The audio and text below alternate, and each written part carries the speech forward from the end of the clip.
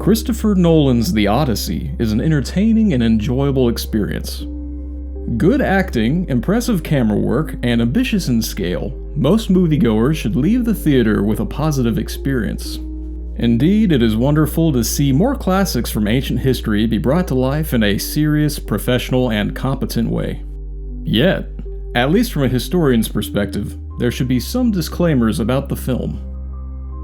Instead of Homer's Odyssey, it is Christopher Nolan's Odyssey. As opposed to the original ancient Greek epic, Nolan's adaptation abridges, reinterprets, and changes the source material, taking great liberties not only with the structure of the ancient tale, but also with the dialogue, motivations, and beliefs of the characters. Certain sections of Homer's famous plot were heavily edited, compressed, and fused together in the film, notably the poem's episodes on the Lotus Eaters, Calypso, and the Phaeacians. In the original poem, Odysseus escaped from the tempting sweet amnesia of the Lotus Eaters, then later was shipwrecked on the island of Calypso, and finally sailed to the hospitable kingdom of the Phaeacians, where he told them, and us as the audience, of the wild and tragic adventures that he had survived since the Trojan War.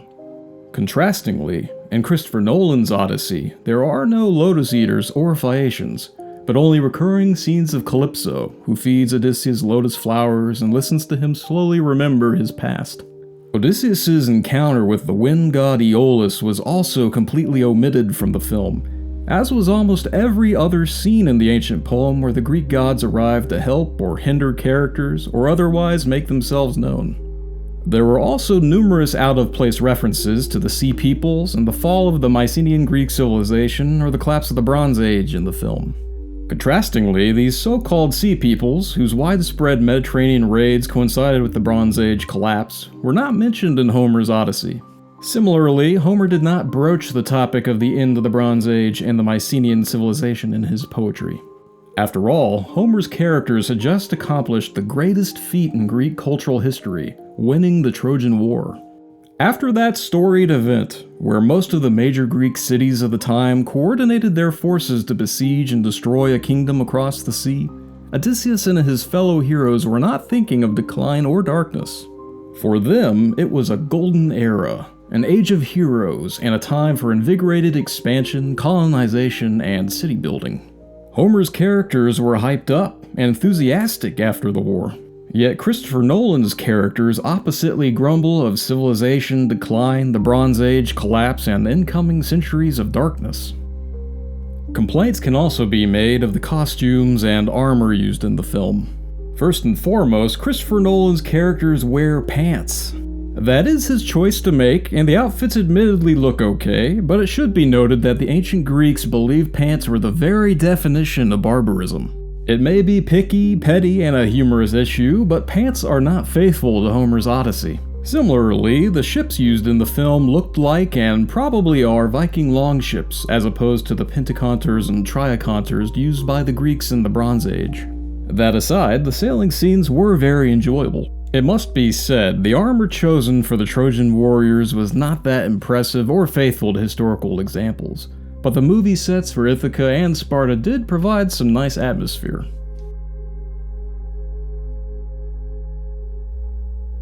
In terms of faithfulness to Homer's Odyssey, Nolan's portrayal of Agamemnon was off. Within the film, he was portrayed like an emperor of the Greeks, a ruler who could conscript forces from other Greek kingdoms, and a figure that Odysseus had to kneel before on several occasions. This is not accurate to ancient Greek legend. In Greek lore and literature, Agamemnon was the king of Mycenae and the commander of the Greek coalition force. He and Menelaus called on their friends and partners to support their expedition, and they sent out recruiters and diplomats, not conscriptors, to rally the Greeks to their cause. Some of these partners had familial ties to Helen. For instance, Odysseus' wife Penelope was her cousin. Others were honor-bound by pledges, like the Oath of Tyndareus, to protect and defend the marriage between Helen and Menelaus. Agamemnon therefore pulled together the Greek coalition for the Trojan War by calling in favors and mobilizing his comrades, family, and allies. Simply put, he activated a defensive alliance. Rulers like Odysseus, who was the king of Ithaca, and Achilles, the prince and heir apparent of the Thessalian Myrmidons, were fellow kings to Agamemnon, not some vassal lords to a Mycenaean empire. It should also be said that ancient Greeks had a prominent aversion to dramatic shows of bowing, kneeling, and prostrating before mortal men, except as an extreme act of supplication. Furthermore, commentary in the film about the Trojan War being over Agamemnon's desire for control of trade routes is also not in the Iliad or Odyssey. Family drama between the Ithaca royals is a bit overplayed in the Christopher Nolan movie. The film invents pre-Trojan War tensions between Odysseus and Penelope that did not exist in the book. Odysseus did indeed recommend that Penelope remarry if something happened to him, but there was no slapping or shouting or hysterics. Editing was also done to the relationship between Telemachus and Penelope. In the movie, it is Penelope who gets chippy at her son, whereas in the book it is Telemachus who became more assertive and dismissive with his mother. Similarly, the rocky relationship between Menelaus and his wife Helen is extremely exaggerated in the movie. Christopher Nolan's film portrays Menelaus as an abusive husband and Helen as a battered wife, yet Homer, in his Odyssey poem, contrastingly described Menelaus as one of the more forgiving and kind husbands in Greek mythology. There was some tension, as Menelaus was not certain if Helen's decade with Paris of Troy was due to elopement or kidnapping, but he ultimately welcomed Helen back with open arms, and they resumed their married life in Sparta. Juxtaposed to Menelaus' forgiveness, other Greek heroes like Jason, Heracles, and Theseus abandoned the women in their lives for far less cause. In the poem, even Odysseus was arguably more suspicious of Penelope when he returned home to Ithaca than Menelaus had been toward Helen. Greek mythology was unforgiving to women, and even the perception of impropriety could be a death sentence, so Menelaus' decision to re-embrace Helen should not be discounted or denigrated. A scene occurs in the film where Odysseus sacks a seaside village. This was inspired by Odysseus' raiding of the lands of the Cicones in the poem. It was a region that had supported Troy in the Trojan War, hence the automatic aggression showed to them by the Greeks. The film then goes on to insinuate that Odysseus felt regret or shame over the sack of Troy and the raiding of the village. This is not faithful to Odysseus' character in Homer's poem. The Greeks in the Odyssey were proud of the Trojan War, and had equal pride in the exploits and feats that contributed to their triumph over their foes. To them, the Trojan War was the high point of their lives and era. They had just accomplished the most famous military campaign in Greek popular culture, after all. Odysseus and other famous figures from the war bragged about their deeds with extreme hubris for the rest of their lives. Christopher Nolan's portrayal of shame and regret over the Trojan War is not faithful or authentic to the spirit of Homer's Odyssey. Nolan's characters of Odysseus and Agamemnon are depicted as having tension between them. Dialogue in the film included a line where Odysseus said something along the lines of, "I've followed Agamemnon for long enough," before breaking away from the Mycenaean king's fleet. This is misleading about the real relationship between Agamemnon and Odysseus. In Homer's poem, Odysseus admittedly had some initial reservations about joining the war effort, but when he ultimately did answer the call, he joined the campaign with gusto, and he personally went on to recruit other heroes, notably Achilles. During the Trojan War, Agamemnon found Odysseus to be a key reliable ally, often using his skills of persuasion to solidify the resolve of the Greek warriors during the long siege. And Odysseus was a mediator on Agamemnon's side when a feud erupted between the commander and Achilles. Even after the war, when the Greek coalition began to splinter and go separate ways, Odysseus stayed with Agamemnon longer than most. Christopher Nolan's portrayal lacks the nuances of their dynamic relationship.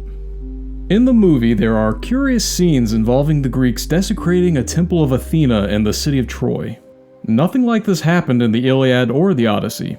The Greeks were obsessively respectful when it came to the gods and their temples in Troy, especially since the Greeks and Trojans worshipped the same gods in the poem. The most sacrilegious acts that the Greeks took in Homer's epics were their capture of Chryseis, a priest's daughter, during the war, but she was released back to her family, and the enslavement of the princess and priestess Cassandra after the war. In Homer's poem, Trojan women were captured, not executed, and no mention was made of the Greeks harming religious shrines or temples. Odysseus, in particular, was Athena's greatest champion, and she was his steadfast patron and ally. Nolan's depictions of Odysseus being involved in defacing, burning, destroying, or otherwise disrespecting Athena's temples, shrines, or statues is extremely unfaithful to the ancient hero's character. On the topic of the sacking of Troy and the Trojan Horse, Christopher Nolan's film draws from sources other than Homer's poems. In particular, the Sinon character from the film does not appear in the Iliad or the Odyssey, but from Virgil's Aeneid, a Roman poem written many centuries after Homer's original epics. For the sacking of Troy, Nolan seemed to rely more on Virgil than on Homer. Virgil accused the Greeks of desecrating temples and shrines in Troy during the fall of the city, whereas Homer did not. Similarly, Virgil emphasized the role of fire in the destruction of Troy, whereas Homer was more vague about how the Greeks laid waste to the city and left destruction in their wake following the Trojan Horse scheme. In regard to that Trojan Horse, Christopher Nolan's portrayal of it was certainly unique, showing it submerged in the seaside sand and depicting the Trojans dragging it on its side to the city. In ancient myth and legend, it is plausible that the horse could have started to sink, as the Greeks had made their camp on the beach. But, given that there were warriors within it, and that it was vital for the horse to remain structurally sound, one would believe the Greeks, well familiar with the sea and sands, would have kept the horse out of the range of the tide. As for the horse being dragged on its side, Homer did not explicitly mention wheels on the Trojan horse. Yet, it was commonly believed in the ancient Greek and Roman tradition that the horse was moved in an upright position with wheels or rollers. Certainly, the Greeks inside the Trojan horse wanted the structure to be easily and safely transportable. In Nolan's film, some dialogue appears where characters assert that the gods are angry about the Trojan War and the destruction of the city, as if sacking the city caused the Greeks to be subjected to divine punishment or curses. This was not the case in Homer's Iliad or Odyssey. Certainly, the gods played favorites, with some supporting Troy while others backed the Greeks, yet the sacking of Troy was not portrayed as sacrilege. In Homer's poetry, the gods only became irate if their specific shrines, offerings, family, or temple staff were attacked. For instance, the gods smote the younger Ajax for his crime of assaulting the priestess Cassandra during the storming of the city. Besides temples, temple staff, and demigod offspring of the gods, the city of Troy and its common people were otherwise fair game to the Greek warriors. What really got the Greek heroes in trouble was not the sack of Troy, but their hubris and religious neglectfulness that followed the victory. Unfulfilled sacrifices and offerings were more of an offense to the Greek gods than the burning of a city. Refocusing on Odysseus' journey, Christopher Nolan skipped Odysseus' encounter with the Lotus Eaters, the first major mythical encounter on his poetic Odyssey. The film instead began with Odysseus' encounter with the Cyclops Polyphemus. In Homer's Odyssey, Polyphemus was part of a larger community of his kind, but Nolan decided to depict only one Cyclops. In both the film and the poem, Odysseus and his crew became trapped in the cave of Polyphemus, but Nolan's account leaves out key details from the original story. In the poem, Odysseus, thinking fast under duress, began chatting with the Cyclops, got him drunk, and cleverly adopted the alias Nobody while he was talking with Polyphemus. After the Cyclops passed out, the Greeks blinded him with a sharpened stick, and when he subsequently began shouting out that nobody was assaulting him, the rest of the Cyclopes ignored his shouts. Later, when Odysseus finally escaped the cave, his hubris got the better of him, and he shouted out that his name was Odysseus. This prideful utterance was the catalyst of further troubles, as Polyphemus turned out to be a beloved son of the sea god Poseidon. Now in possession of the hero's name, Polyphemus prayed to his godly father to thwart Odysseus' journey home, a prayer Poseidon accepted. In Nolan's movie, the nobody scene was skipped, and Nolan's Odysseus left the cave with a final shot with his bow and arrow to the Cyclops' eye instead of a proclamation of his name. The Poseidon connection was addressed with only a brief mention by the sailors that the Cyclops may have said the name Poseidon while it writhed in pain from the blinding.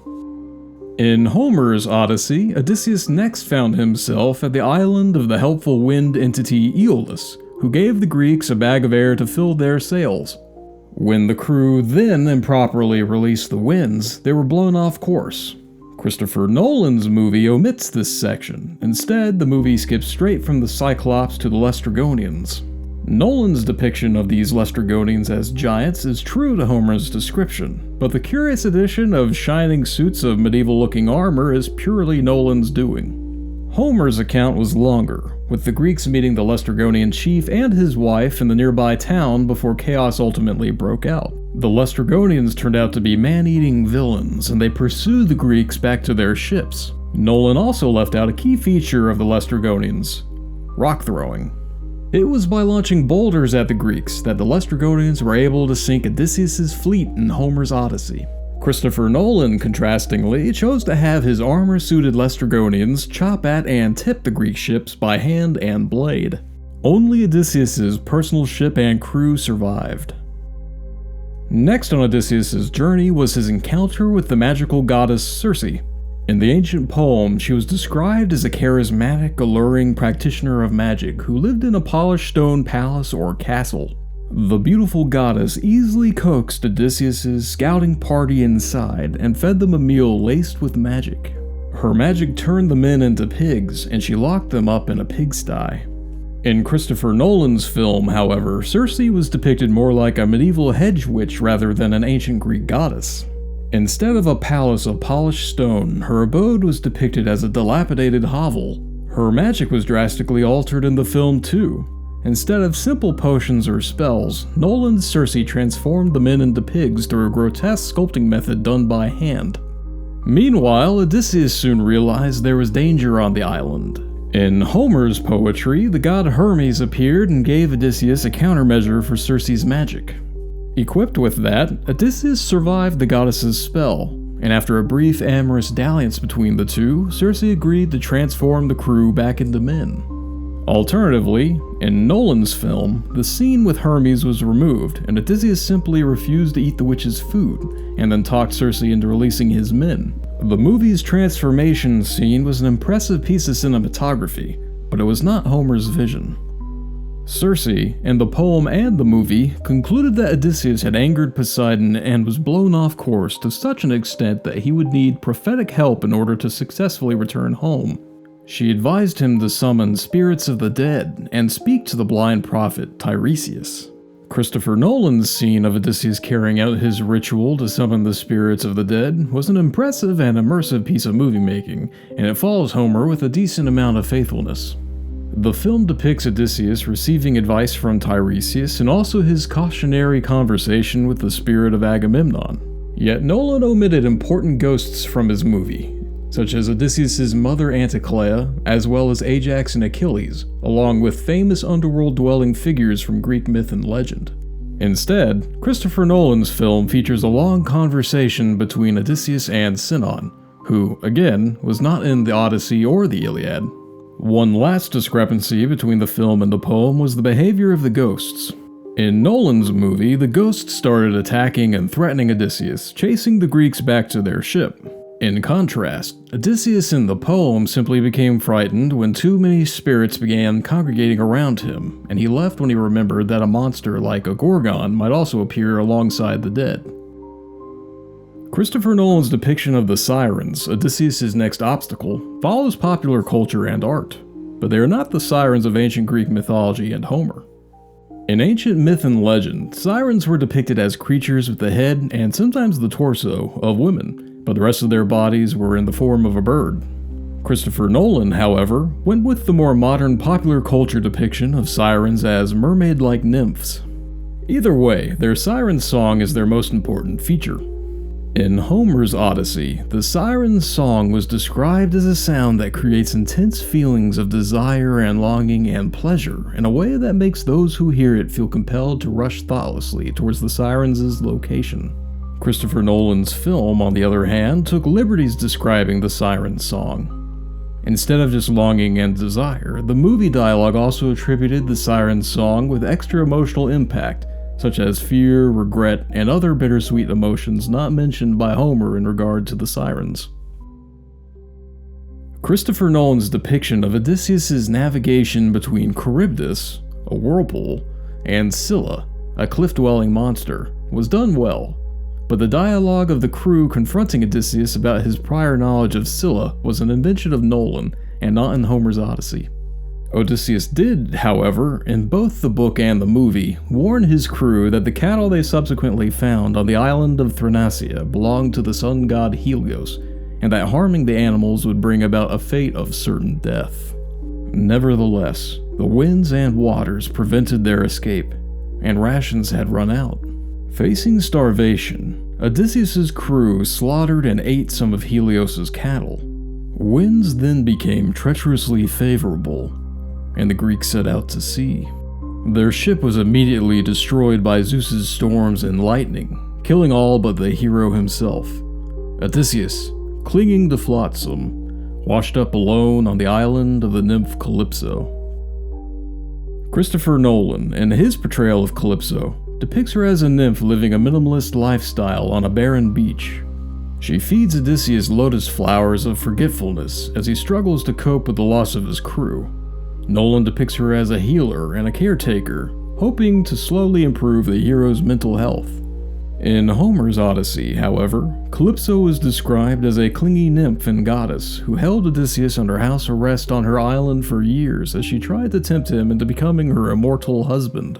Rather than an empty shoreline, the Calypso of the poem lived in a lovely cave, and she kept a garden and tended to a sanctuary of birds. Odysseus gave way to her physical advances, but his mind and heart remained focused on his home of Ithaca and his wife Penelope. For 7 years, Calypso courted the hero that had washed up on her shore, but that final year, the 20th since Odysseus had originally departed Ithaca, the gods intervened. Athena rallied the gods in Odysseus' favor, and Zeus finally sent the messenger god Hermes to force Calypso to release the hero. Christopher Nolan, in keeping with his secular portrayal of the story, omitted the role of Athena, Zeus, and Hermes in convincing Calypso to let Odysseus go. Instead, in the film, she simply told him it was time to make peace with his past and present, and that he should take a leap of faith by setting out to sea on a raft. Christopher Nolan's film depicts Odysseus traveling directly from Calypso's island to his homeland in Ithaca, yet this cuts out a vital part of Homer's Odyssey. In the original poem, still angry Poseidon wrecked Odysseus' raft. He would have drowned if not for the intervention of the sea goddess Leucothea. Through her influence and aid, Odysseus washed ashore on the Phaeacian land of Scheria. Odysseus' patron goddess Athena then arranged for the hero to meet the Phaeacian princess Nausicaa, who directed Odysseus to have an audience with her parents, King Alcinous and Queen Arete. It was there that Odysseus and the court bard Telemachus narrated the hero's Odyssey, describing the Cicones, Lotus Eaters, Cyclopes, Aeolus, Laestrygonians, Circe, the Shades of the Dead, the Sirens, Charybdis and Scylla, the cattle of Helios, and the island of Calypso. After their merry and sometimes emotional storytelling sessions, the Phaeacians provided Odysseus with a ship and crew that would successfully transport him to Ithaca. Christopher Nolan, unfortunately, cut the entire Phaeacian section from his film, instead letting Calypso serve as Odysseus' storytelling audience and the raft from her island as his ferry home. Christopher Nolan's revisions continue when Odysseus reaches Ithaca. Telemachus, who had been gathering information about his father from Trojan War veterans in Sparta and Pylos, was under threat from hostile suitors who planned to bring about his demise in an ambush. That much is true in both the book and the movie. Yet Christopher Nolan asserted in his film that Odysseus learned of this threat and quickly sailed to support his son in Pylos against the ambushers. In the film, Odysseus confronted the lurking killers and slaughtered them all. He then set fire to the location for distraction and cover. It was a good action sequence, but it was a complete fabrication by Nolan. It in no way occurred in Homer's Odyssey. What is worse, the setting of the massacre was at a temple of Athena. Therefore, Nolan's scene involves Odysseus spilling blood in and burning yet another temple of his patron goddess, the first being the movie's portrayal of the sack of Troy, which in no way fits Odysseus' character. Contrastingly, in Homer's actual Odyssey, Odysseus stayed on Ithaca when he got there, and Telemachus was safely steered around the ambushers without any fight through the influence and protection of Athena. With Telemachus and Odysseus back on Ithaca, Nolan's film and Homer's poem begin to coincide once more, yet some revisions, reinterpretations, and artistic liberty fabrications remain. Peculiar dialogue returns in these final scenes of the movie, with Odysseus gloomily and fatalistically lamenting that it is the end of the Mycenaean civilization and the Bronze Age. Once again, these lines of dialogue in the movie are absurd. For one, Odysseus didn't know he was living in the Bronze Age, and he didn't know what would come after, like the centuries of darkness alluded to in the film. Quite the opposite. To him, he was just living in the present, and to him and his era, the present was looking quite great. The Greek characters in Homer's poems would have thought it was a golden age for their civilization, an age of heroes, and all the major Greek cities of the time had just banded together to triumph in the most storied military campaign in Greek cultural memory, the Trojan War. Odysseus and his comrades were not put off by the war or ashamed by it. Instead, they bragged about their feats of strength and cunning, and the heroes of the age enthusiastically threw themselves into new projects, such as founding cities and colonies. Furthermore, unlike in Christopher Nolan's movie, the characters of Homer's Odyssey never made mention of any sea peoples. Consequently, as the sea peoples did not appear in Homer's Iliad or Odyssey, Odysseus and Penelope in the poem did not fear or worry about them, and they certainly did not think that the sea peoples would end their civilization. Instead of fear and gloom and despondency, the Trojan War-era Greek heroes of Odysseus' time were invigorated, making new kingdoms, colonizing new lands, and spreading stories of their heroics. Penelope, in the final scenes of the movie, began to diverge from her character in Homer's Odyssey. In Nolan's film, she gets angry and frustrated with Telemachus, expressing great discontent with the harsh reality that her womanhood disqualified her from taking the throne of Ithaca for herself. Homer's Penelope, in the Odyssey poem, contrastingly did not make a scene about her inability to seize the throne in her own right. Homer's Penelope was a woman of her time, and she accepted the ancient Greek customs and traditions of succession. When Telemachus was a child, she did her best to protect his interest as the heir in Ithaca, and once he reached young adulthood, she continued to fend off the army of suitors until her son could find a way to clear out the dangerous interlopers from their royal hall. In regard to the clearing out of the unwanted guests, Christopher Nolan also made edits and changes to the slaughter of the suitors that occurred after Odysseus proved his identity by stringing his bow and loosing an arrow through the rings of the axes. In the poem, Telemachus and other loyal household staff were more involved in the final clash with the suitors, aiding Odysseus in his carnage. Even the goddess Athena joined the fray. Additionally, the consequences for unfaithful maids who had aided the suitors were much more severe in the poem than in the movie. Nitpicking aside, it was a fine and enjoyable action sequence.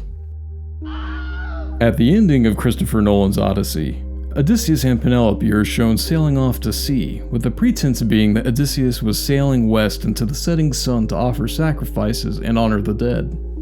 In Homer's Odyssey, Odysseus was indeed instructed to offer sacrifice, namely to long-angered Poseidon, but he went alone.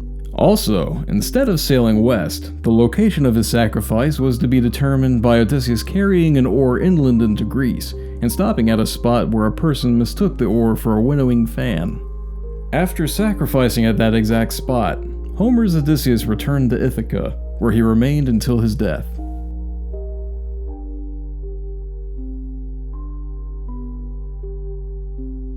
Christopher Nolan's movie The Odyssey is a great and enjoyable adaptation inspired by Homeric stories, but it is not a faithful or definitive retelling of Homer's The Odyssey. Pivotal passages of the famous poem are omitted, while strange new non-Homeric scenes were added to the movie. Characters in the movie, based on nearly 3 millennia old famous Greek figures, are fed out-of-character thoughts, dialogue, and actions that can be immersion-breaking, at least to audience members familiar with Homer's Odyssey and Greek mythology. Some of the omissions in the screenplay harmed the movie, in the sense that the absence of the Aeolus scene, the Phaeacian arc, and the episodes that showcased Odysseus' clever wittiness, such as the Nobody scene, left the movie without the interspersed periods of calm, peace, and levity that can be found in the poem but not the movie. Nolan's choice to banish the gods and godly forces from the film also removes a key element of Homeric storytelling, separating the classic text from iconic plot points and characters. These discrepancies could have been better addressed if there were more disclaimers that warned the movie was not Homer's Odyssey, meaning a faithful recreation of the classic, but instead Nolan's Odyssey, an abridged and reinterpreted movie inspired by the classic. Lack of faithfulness aside, the movie is well worth watching. The acting is good, the cinematography is spectacular, the practical effects are something to behold, and it is an all-in-all fun experience.